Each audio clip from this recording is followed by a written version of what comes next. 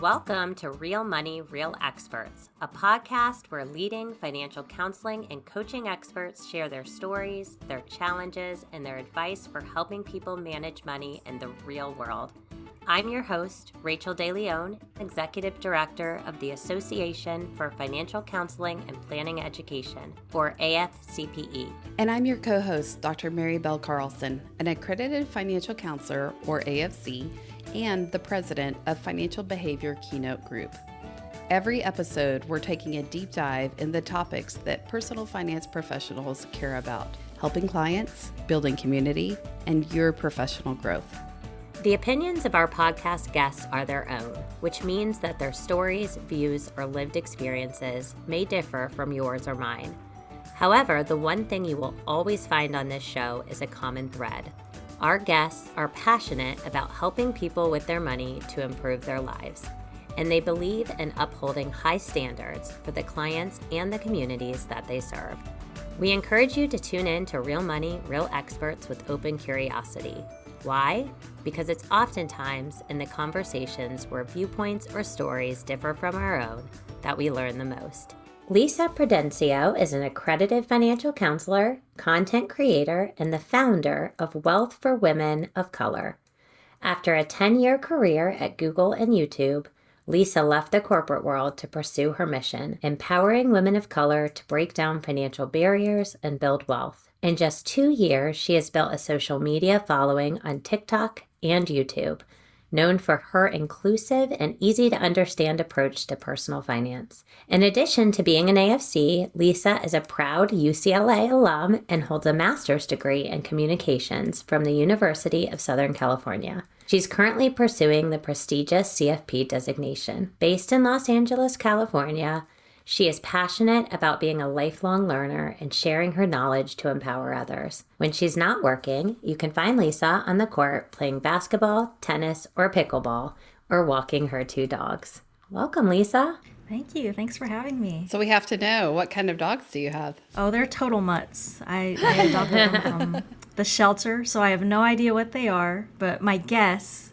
is a mix of Shiba Inu, Jack Russell, Terrier, Corgi, maybe, and I'm thinking Chihuahua. Yeah. Oh, I love it. That is quite the mix. Those are the best kind of dogs, for sure. Absolutely. Yeah. I have one laying at my feet. Well, let's talk about your transition. You went from the corporate world to pursue your mission and passion. Tell us a little bit more about this journey and what led you to doing your work now. Yes. So I have been completely self-employed full-time for almost 2 years now. Prior to that, I had no intention to ever become a full-time entrepreneur. And I want to attribute that mostly to my upbringing. My parents were immigrants from the Philippines. You know, they both have these stories of coming to America with less than $20 in their pocket. And so it was always instilled in me to work hard, go to college, get a good job. So that's exactly what I did. You know, I worked hard, I studied, went to college, grad school, got a good job, and worked in corporate. I just thought I would continue to go that path of, you know, making a higher salary every couple years. But then I actually faced a period of burnout, which I know is a term that's becoming more popularized now, which I think is a good thing. And that burnout is kind of where I had this realization that this corporate life was not for me.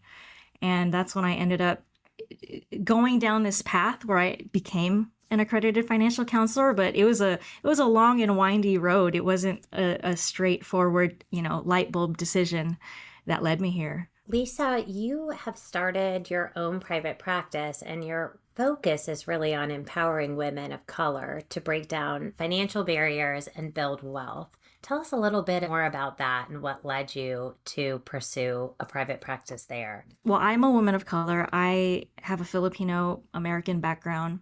I actually serve everyone. I'm not closed off to, you know, working with men, working with people who don't identify as people of color. I think when I was trying to decide on this brand name, it really occurred to me that my own experience was rooted in me not feeling included in conversations of wealth. growing up, I never heard about investing. Even when I got into adulthood, I started working at Google, I was around a lot more wealthier people or high earning people. I didn't really understand, stock vesting and people investing for retirement and buying real estate. So all these things I just kind of ignored for the most part.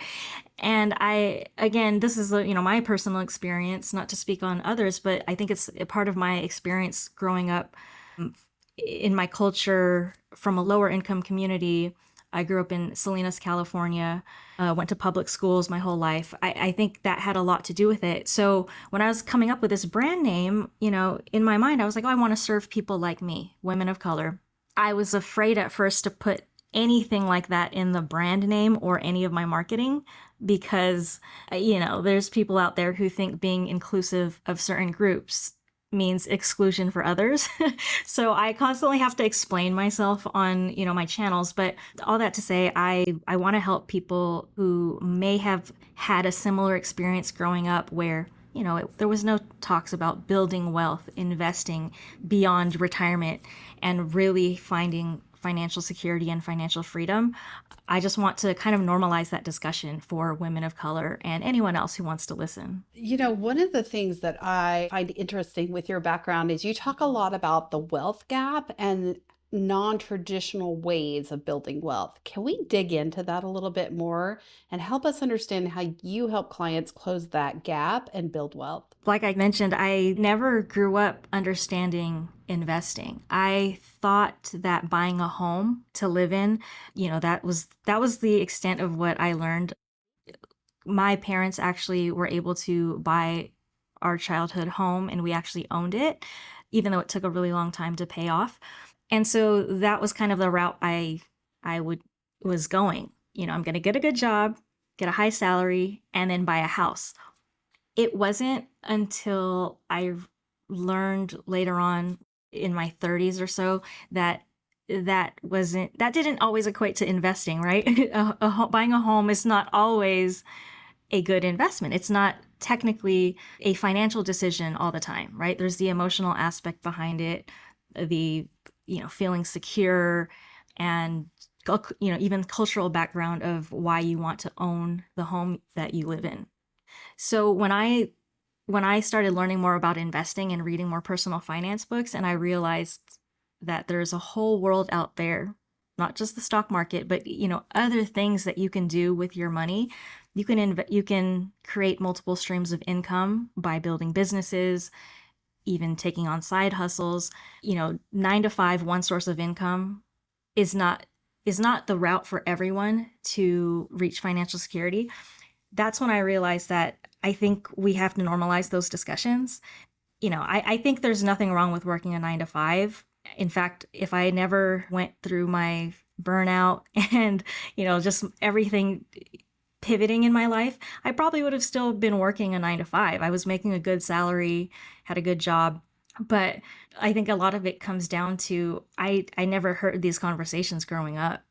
I had to kind of find it myself and then start learning and normalizing it. And then now that's what I hope to do with clients, for anyone who watches my videos, on social media, just to normalize those discussions that anyone can become an investor. Anyone can grow to become an accredited investor, right? There's other things out there that we can be investing in to truly build wealth and change the world. I love that. At AFCPE, our mission and vision is really focused on ensuring that all people have access to these types of opportunities to meet with someone who has the background to help them, create a financial foundation and have access to long-term wealth building. And I'm curious, as a practitioner doing this work, do you have any thoughts around the roles of institutions versus individuals and how we can work together to really bridge some of these gaps? I think, attacking this wealth gap, the income gap, is going to take all hands on deck. Mm-hmm. And I think oftentimes, there's a lot of onus put on the individual in terms of we should become financial literate, pick up a personal finance book, take a personal finance course, start budgeting better, start investing. And I do think that's important. I think that's a big role of what we do as financial counselors is helping people navigate those decisions in their own lives. But I do think it would be unfair to completely expect people to figure that out all for themselves, especially because we all come from different backgrounds of, different types of privilege. And even just the factor I've explained with my own life is and not being exposed to certain things. So on the institutional side, I'm seeing a lot of great work being done by colleagues in this space, other content creators and influencers who have a voice, getting involved in policy in their communities. And I'm blanking off the top of my head, but I'm pretty sure that there are more and more states that are requiring personal finance literacy in high schools. That alone I don't think is going to solve it, because financial literacy is only one piece of the puzzle. But I do think that's a start. And I think, between community-based programs and the conversation being more normalized, social media democratizes a lot of this information. I know there's pros and cons with social media, but it does democratize this information in a way that it hasn't, even when I was growing up in the 90s and early 2000s. So I do think there's a lot of hope.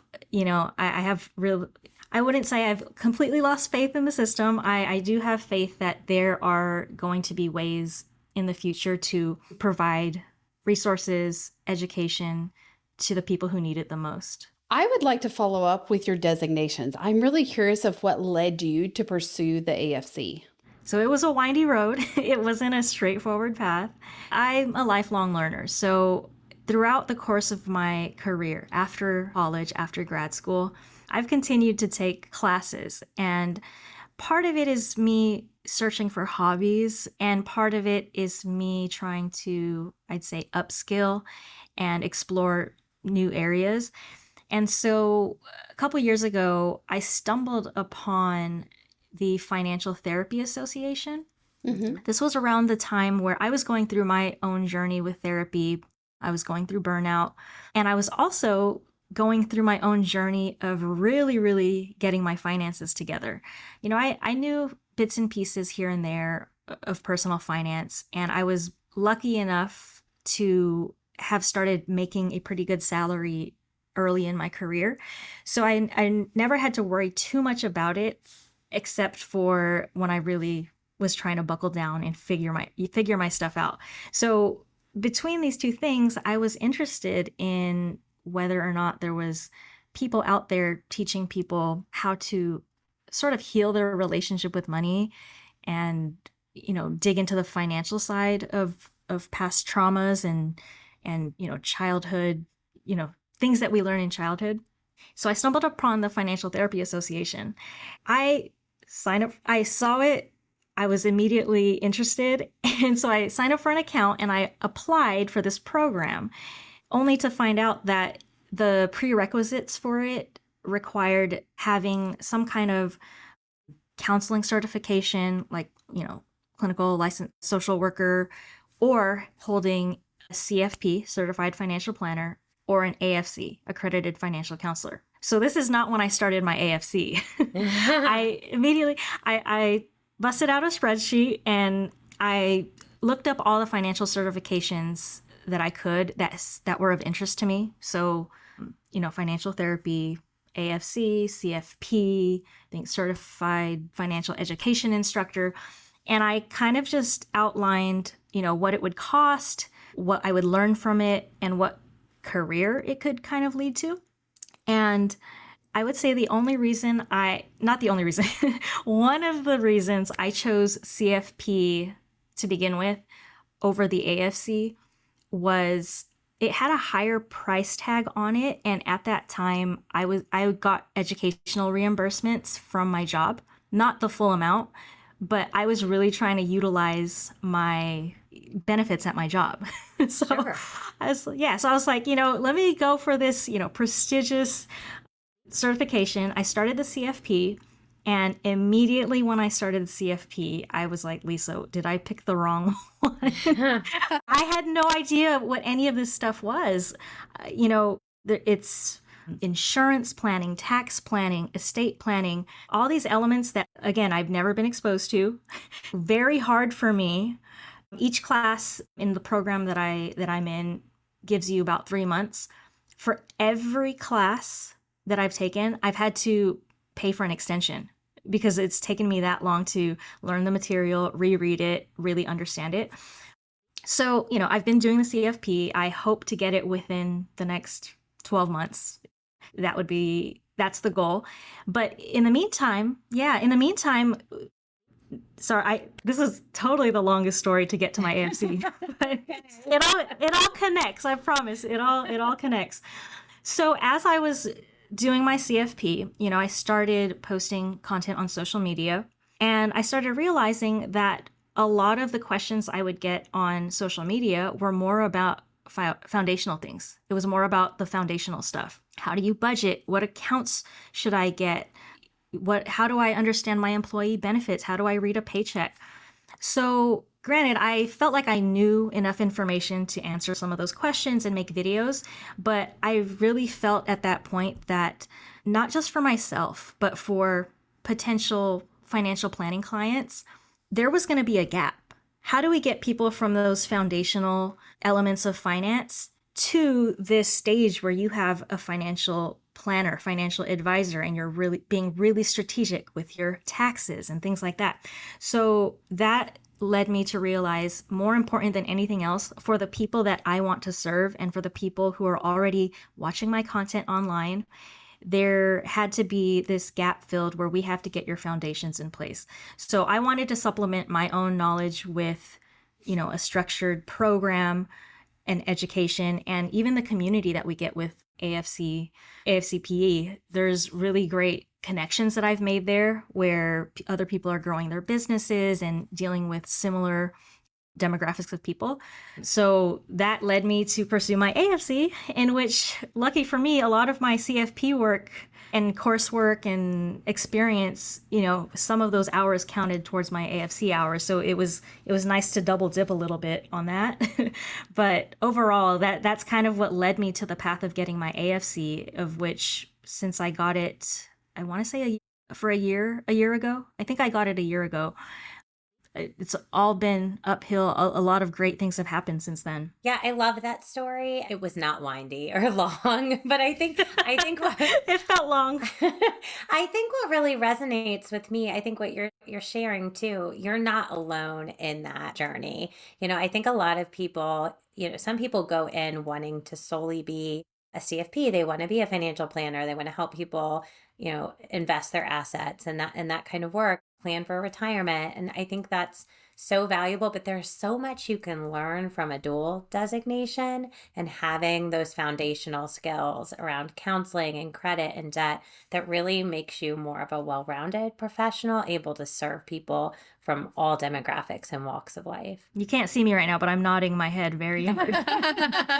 Yes, absolutely. Lissa, I wanted to ask a question too, because you mentioned at the beginning, your pivot in career, very mission driven, but also kind of started from a period of burnout, which I think a lot of people can relate to. I actually started my career in a corporate ladder climbing position and had a very similar situation, in my early 30s, where it was sort of kind of a crossroads where you're, is this where I want to be versus do I want what I'm doing to be more mission focused and purposeful? But we often hear about burnout and maybe burnout isn't the right word, but entrepreneurship can also be difficult. And I think from the outside looking in, there's something, it sounds really amazing to be your own boss and make your own hours and do all the things.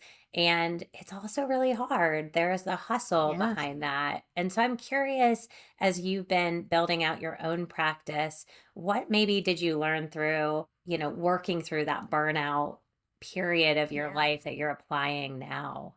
Oh, I've learned a lot. I don't regret having gone through it because of what I've been able to take from it and incorporate into my life now and my business now.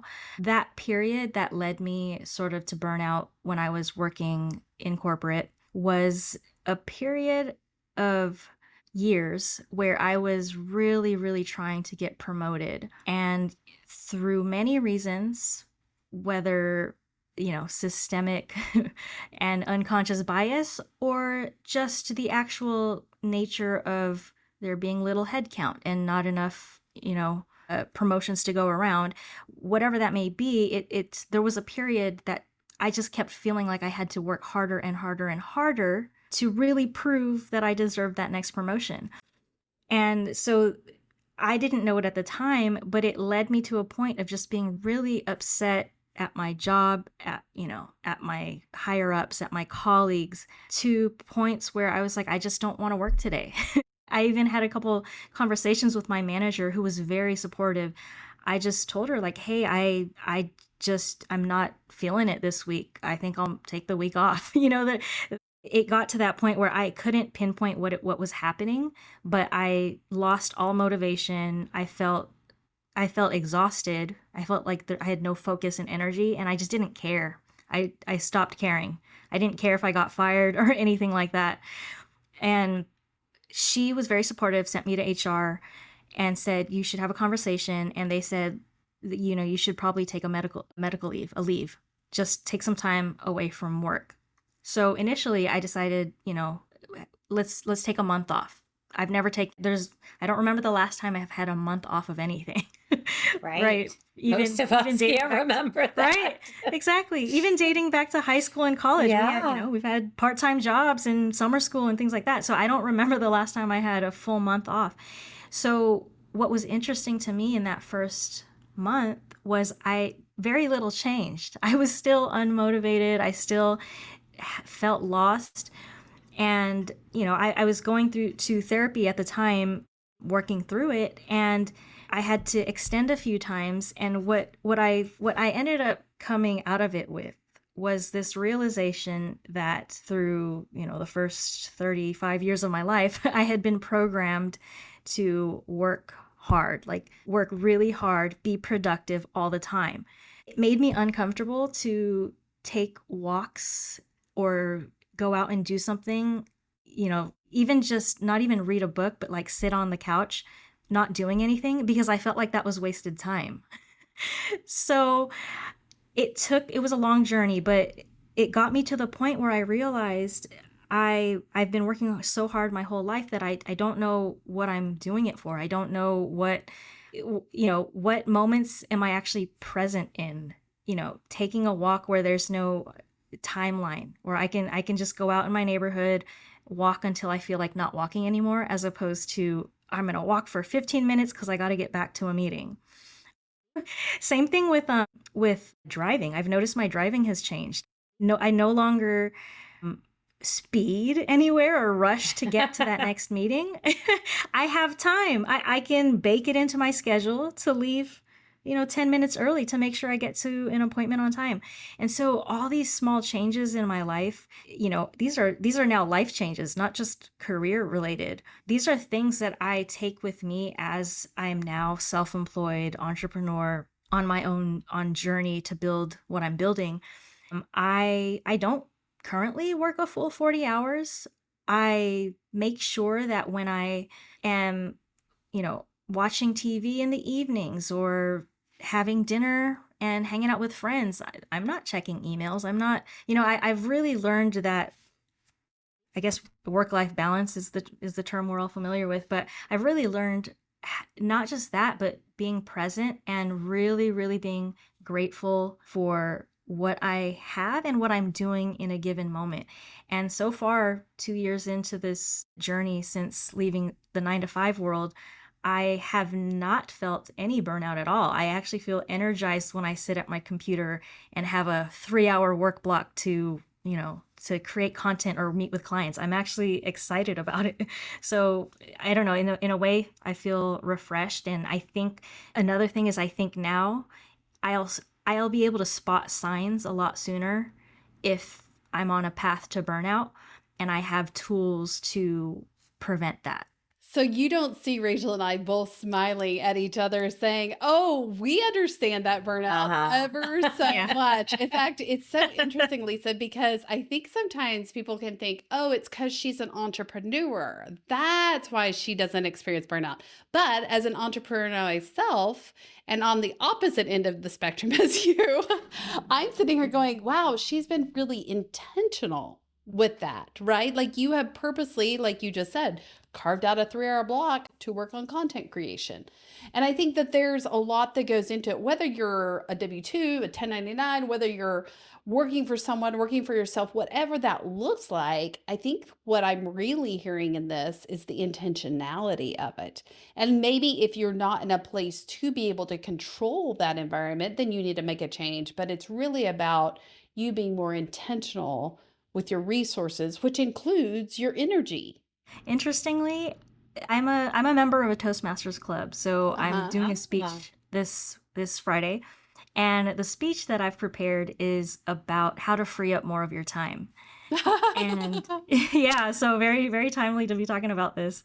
So the gist of it is doing a time audit. So a lot of times we get lost in the hustle and bustle of life and we just don't have time for things. And in the speech, I allude to this very divisive quote that is floating around the internet, which is that Beyonce has the same amount of hours in a day as everyone else. And, you know, I don't believe it.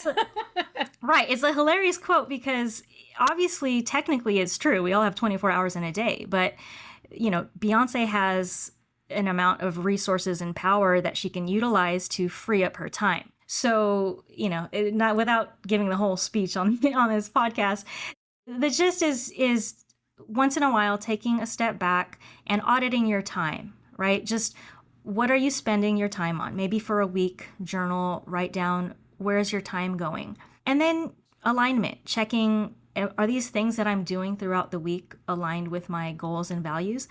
And some of those things you won't be able to change, right? If you can't change your commute and you've tried to ask to work remotely, or if you tried to carpool and, you know, things like that haven't worked, there's some things you won't be able to change.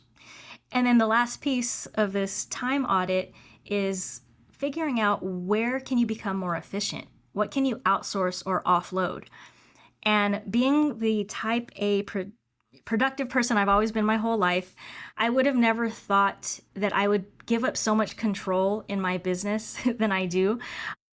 I want to do it all. I think a lot of us, for those listening as entrepreneurs, if you're multi-talented, you kind of sometimes think like, why would I outsource video editing when I know how to video edit myself? Why would I outsource, you know, creating a blog? Why would I outsource scheduling my clients when I know how to work a calendar? And at the end of the day, you might be able to do all these things, but it's finding your balance of what you're okay letting go of because you're freeing up your time and your energy. And so that's something that I've really incorporated as I've built my business, is thinking about what are those things I really want to hold on to, that I love doing, that I want control over, versus what are the things that someone else can do just as well as me, you know, might cost some money, but I'd love to free up that time. So yeah, that the speech is about doing that audit, and once in a while, every couple months, maybe once or twice a year, just look at how your time is being spent and see what you want to change. There's no judgment. You're just doing an audit. I really like this. And actually, I see it as even a bigger topic that you really resonate with, and that is gratitude. Because not like you said, I love the thought of, yeah, Beyonce has as many 24 hours in the day, but you really hit the nail on the head. She also has more resources, and each of us has that. So what have we been given to also accelerate this? And I heard you say earlier, what privileges do we have, right? What were we given that maybe someone else wasn't? Long story short, I'm just kind of thinking internationally now. I work and do some work in South Africa, and I always leave that country so grateful for carpet, for a roof, for a bed, like the most simplistic things that you don't think about in our Americanized world. But those little things, I come home a more grateful person from that trip every time I go, because I helps recognize, oh, I have been given a lot. So you kind of look less at the problems and you spend your energy on more on gratitude for what you have, even though it may look different than Beyonce's or someone else's, right? Right. I remember, so I have a big extended family in the Philippines, and I won't get into the story, but by maybe luck, my mom was there were 13 siblings in my mom's family, and four of them got the papers to immigrate to the United States, and the rest were in the Philippines, are in the Philippines. And I visited there a couple times, and like we have those kind of differences even within our own communities here in the United States. But sometimes when you see like the how big the difference is and the contrast, that is kind of sometimes what I think wakes it up in people's minds. So, I remember going to the Philippines maybe 5, 6 years ago, and I had a cousin that was working at a Dunkin' Donuts or something like that. I don't remember the exact number, but I know that the amount that she made in 1 month is what I made in like 2 hours. It equated very differently. And so, seeing things like that, hearing things like that, you can't help but have empathy. Right. There's a line, right? Like at some point, if you just feel guilt, that doesn't serve you. So, Sure. it's more of an empathy that you build up, in awareness for your own situation. Because when you have that perspective and that relative perspective, it makes it a lot easier for you, like you said, to practice gratitude. And you don't even have to actively practice gratitude. It just becomes a part of who you are, to know that we do have privileges, even if it might not feel like it. Um, there's a understanding that we do have something, and we do have control over certain decisions. Like I said earlier, like I still think, institutions and, policies have to reflect, wider change. But I do think for individuals, it's sort of releasing, I think some people call it the victim mentality, but kind of releasing that to a degree, and accepting that there are things you have control of, and there are things that you can do your own decisions to improve your life. Lissa, at the end of every interview, we always ask our guests to share their 2 cents. If you had one piece of advice to leave with our listeners, what would it be? Be a lifelong learner. This goes for everyone. This goes for, counselors, coaches, entrepreneurs, but also, people trying to improve their finances. It's been really big for me to always be open to learning, and not only learning, but unlearning, because, sometimes we learn things either incorrectly or, with gaps in them. And so I think the more you are open to learning and unlearning with curiosity in the world, I think your life can improve. This goes for finances, your relationships, everything improves with kind of that growth mindset. Lissa, this has been fantastic. Thank you so much for joining us today. Can you tell our listeners where they can find you? Yes, you can find me at Wealth for Women of Color on YouTube, TikTok, and Instagram. Fantastic. Thank you so much, Lissa. Thank you. Thank you for having me. Rachel, it was so interesting to talk to Lissa. I really appreciate the part where she opened up at the end and talked about her time management skills, like that transition from corporate into her personal space, but really how it wasn't just even changing jobs. It was really about more her intention and how she uses her time and how she makes space in her schedule for things like driving to appointments. And I'm only smiling because I'm just sitting there, the one on the road, like, I'm late, I've got to get there. But how intentional you can become with even the small things, so that it frees up your day, your mind, and your space, that you feel like you have time for other people, to become a better listener, a better friend, a better partner, whatever that looks like for you. The other thing I really appreciated was this idea of gratitude and just understanding. I think she called it understood empathy, where you're really understanding someone else's, trying to understand where they're coming from and not just seeing it from your one viewpoint. I think her Filipino background shows that she really has that ability to connect with people, and her passion is obviously connecting with people, women especially of color. And I just think that's really neat that she's leaning into those strengths that she has to be able to say, I want to empower you. I want to give you that same freedom that I have found for myself. Yeah, I really loved learning about the work she's doing, what led her to the AFC and that journey. But I'm right there with you. There was something about the openness and vulnerability towards the end that I think people can really resonate with. We have all been, at a different level of, have had those periods in our life that are just tough, where motivation is waning or burnout or whatever you want to call that. And just her ability to talk through, it doesn't happen overnight. Those changes don't happen. And I think that resonates both from mental health perspective, but even in a personal, a financial health perspective. Behavior and change is hard, and doing that work is really critical. I also really liked her 2 cents at the end. And, we hear that a lot. A lot of AFCs are lifelong learners. It's something that we really value here at our organization. But I liked her point about about how learning is sometimes unlearning. And I think that's a phrase that is so important. Sometimes it's not about learning something new, but it's about gaining new perspectives around things that we might not have been exposed to. And sometimes that is the biggest part of learning that allows us to grow as an individual. So loved this conversation today, and so glad Lissa could come on the show.